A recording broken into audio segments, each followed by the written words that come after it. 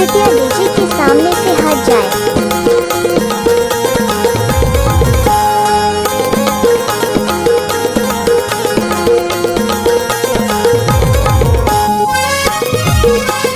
ऐसे ही नया सॉन्ग सुनने के लिए हमारे YouTube चैनल को सब्सक्राइब करें।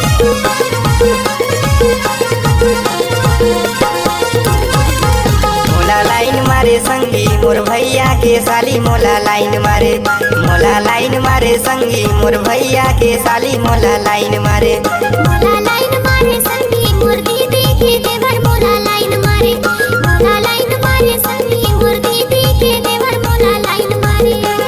लाइन मारे जी मोला लाइन मारे ना, लाइन मारे जी मोला लाइन मारे ना।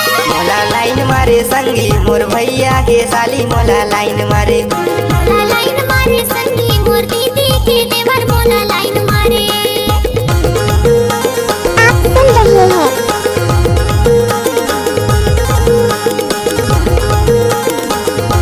कुचेली दादा का प्रस्तुत।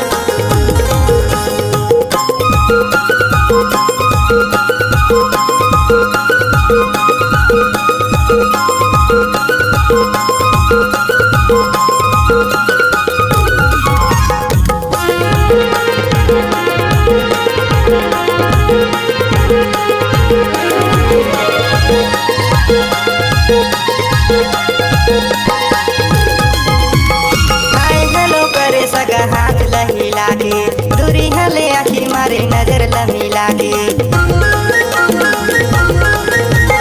करके इशारा सगा बहुला बलाए, नैना के बान सगा दिल मचलाए।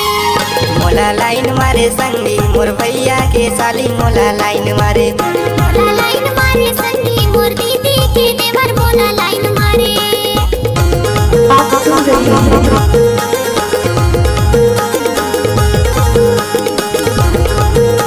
डीजे की तरफ कुचेली दादा वाले का मिक्स किया हुआ गाना।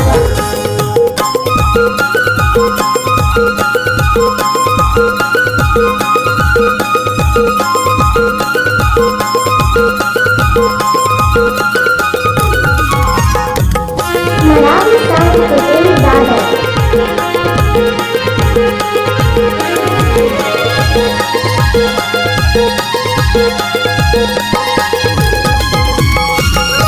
कुंवारी सगा तू ह कुंवारा, घूमे फिरे ले सगा यह हमर पारा।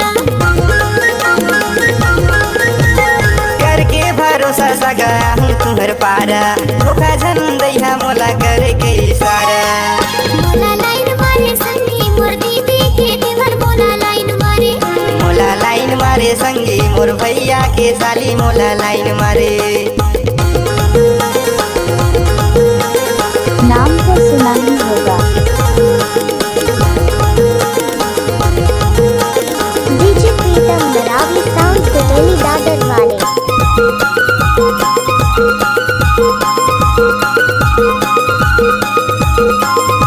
उनका मोबाइल नंबर है 9098937610।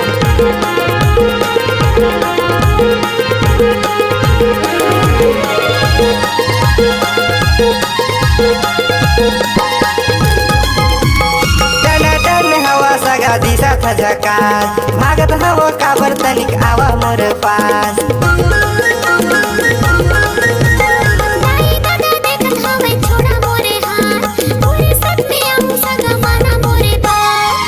मोला लाइन मारे संगी मोर भैया के साली मोला लाइन मारे। मोला लाइन मारे संगी मोर दीदी के देवर मोला लाइन मारे।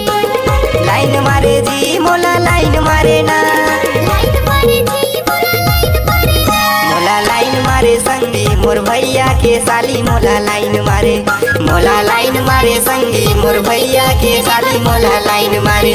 मोला लाइन मारे संगी मोर दीदी के देवर मोला लाइन मारे। मोला लाइन मारे संगी